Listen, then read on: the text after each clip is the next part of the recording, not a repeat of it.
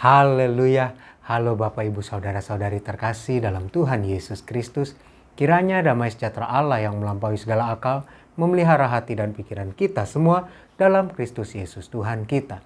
Bapak Ibu Saudara-saudari, saya bacakan Matius 25 ayat 14, 15, lalu 24 dan 25. Mari kita perhatikan.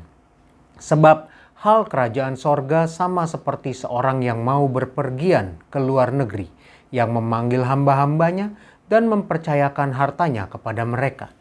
Yang seorang diberikannya 5 talenta, yang seorang lagi 2, dan yang seorang lagi 1, masing-masing menurut kesanggupannya, lalu ia berangkat. Ayat 24. Kini datanglah juga hamba yang menerima 1 talenta itu dan berkata, Tuan, aku tahu bahwa Tuan adalah manusia yang kejam, yang menuai di tempat di mana Tuan tidak menabur, dan yang memungut dari tempat di mana Tuan tidak menanam. Karena itu aku takut dan pergi menyembunyikan talenta Tuan itu di dalam tanah. Ini terimalah kepunyaan Tuan. Bapak Ibu Saudara-saudari, cerita tentang talenta ini sudah sering kita dengar dan ini cukup terkenal. Dan di dalam cerita tentang talenta ini, perumpamaan ini dikisahkan tentang seorang yang mau bepergian ke luar negeri, yang mempercayakan hartanya kepada hamba-hambanya. Ada yang diberi 5, ada yang diberi 2, dan ada yang diberi 1. Yang diberi 5 dan diberi 2, mereka mengerjakan talenta-talenta tersebut sehingga memperoleh laba. Lalu yang mendapat 1 talenta ini memiliki sikap yang berbeda. Dia tidak mengerjakan talenta itu, melainkan dia menyimpannya. Ya, dia menyembunyikannya di dalam tanah, lalu dikembalikan kepada tuannya itu.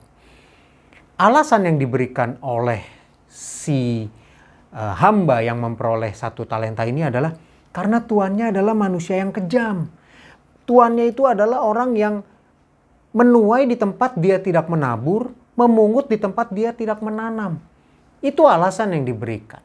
Nah, ini merupakan hal yang menarik Bapak Ibu Saudara-saudari. Kenapa saya bilang menarik? Karena alasan itu tinggal dicari untuk menutupi alasan sesungguhnya kenapa dia tidak mengerjakan talenta yang diberikan oleh tuannya. Pada kesempatan ini Bapak Ibu Saudara-saudari, mari sama-sama kita renungkan. Berhubung ini akhir pekan, kita punya banyak waktu.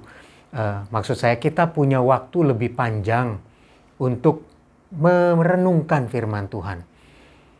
Menurut Bapak Ibu Saudara-saudari, alasan sesungguhnya si hamba yang memperoleh 1 talenta ini sehingga dia tidak mengerjakannya itu apa sih? Mari Bapak Ibu Saudara-saudari, GPDI Film Latimas Menyapa hari ini saya buka kolom komentar supaya Bapak Ibu Saudara-saudari bisa menyampaikan di situ, menulisnya. Menurut Bapak Ibu Saudara-saudari, apa yang membuat si hamba ini yang menerima 1 talenta tidak mengerjakan talentanya, melainkan dia menguburnya di dalam tanah.